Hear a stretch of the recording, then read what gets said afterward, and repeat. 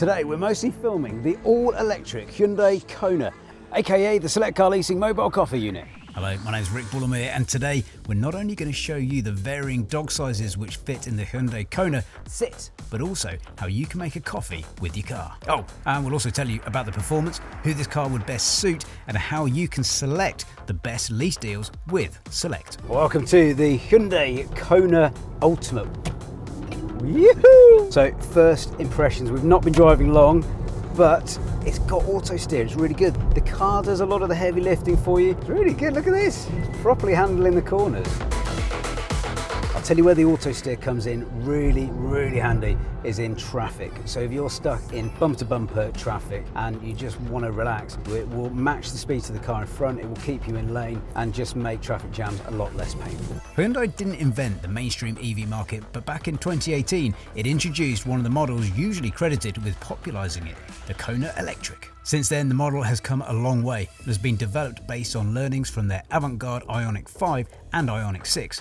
It remains one of the few sub 40k EVs to offer an official range of more than 300 miles. However, Kona runs on the K3 platform, shared by its sister, the Kia Niro EV, meaning it unfortunately doesn't include the Ioniq's 800-volt architecture. Do we mind? Well, Auto Express don't, as they've named it the Car of the Year 2023. It has a 64.4 kilowatt-hour battery, providing a superb range of 319 miles. It does 0 to 60 in 7.8 seconds and has a top speed of 107 miles per hour.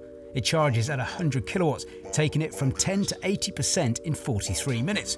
Not the best, but not the worst. Lots of very good safety features in this car, including this guy, which scans your eyes and makes sure that you're concentrating on the road. If you're looking around too long at different things down here or daydreaming, looking at pictures of cranes and stuff, it will beep and tell you to concentrate. I was recently told that while a tad annoying, these features can improve the safety of your driving so much that it can actually lower your insurance. And I guess anything that can lower your insurance is a good thing, ultimately. Hyundai have gone for a sleek, curvy design with muscular haunches at the back to give the car a bit of beef. The light bar across the front and back is a great touch, and in every headlight is some lovely Ioniq-style retro pixel details. Kinda looks like Robocop, to be honest. In my humble opinion, this is quite the step up from the previous version.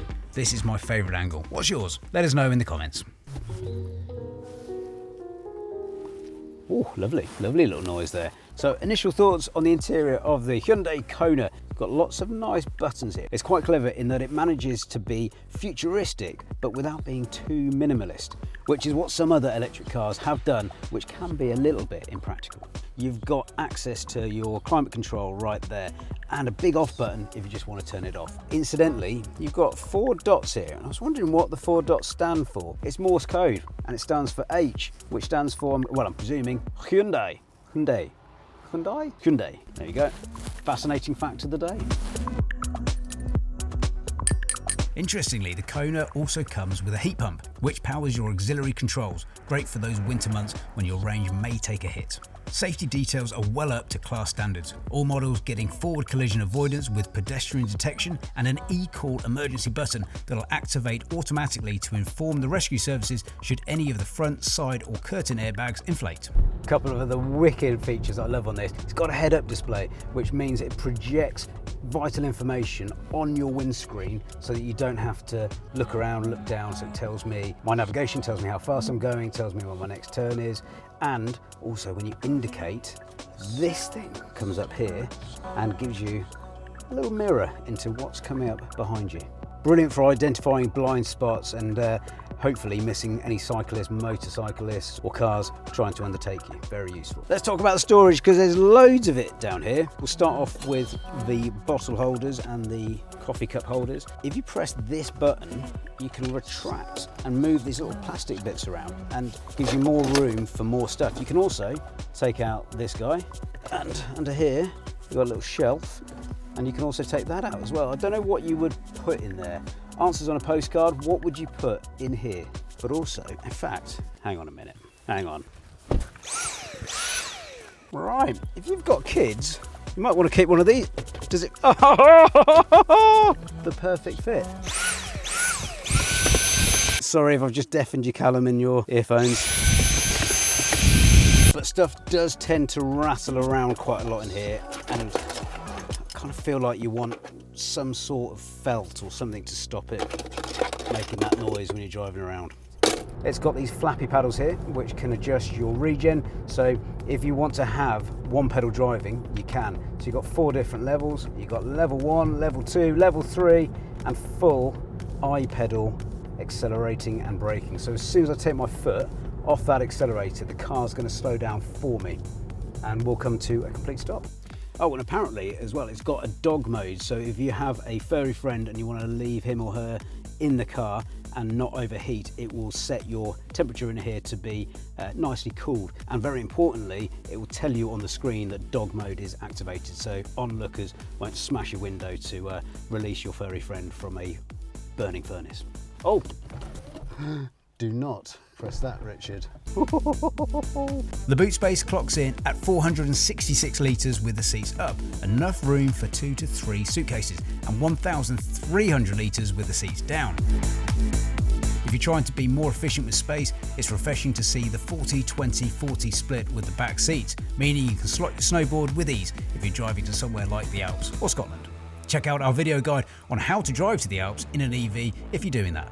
Beware the tolls. And a great touch is heated seats in the back. Not something you see that often. And it's always a pleasure to see an EV with a frunk. Not the biggest in the market, but enough for your pooch to park its paws for a moment. Now, electric cars have lots of extra space because they don't have things like exhaust or engines. So under this false floor, you've got room for things like your charging cables. I don't want those here though, because I think we've got a better use for this massive boot. This is Luna. Oh, in you go. Right, Luna, have a seat. Sit, Luna. Sit, sit, sit, sit, sit. There we go. Good girl. What do you think? Is this a good car? Stay brown if it's a yes. Well done. So the Hyundai Kona electric, perfect for furry friends. I guess you could say it comes with a subwoofer. I went there. Should we get out before you need a poo? A very exciting feature cropping up more and more on EVs is vehicle to load. But first, if this car isn't floating your boat, then head over to Select Car Leasing's website to browse all the best lease options available. And if you like this video and want to see more, head over to the YouTube channel and subscribe for more electrifying content. Now, thanks to a 3-pin plug in the back, you can plug in any appliance and power it on the go. Yes, that's right, you can be the most popular parent on the camping trip as you dish out coffees like a benevolent barista. And that's not all.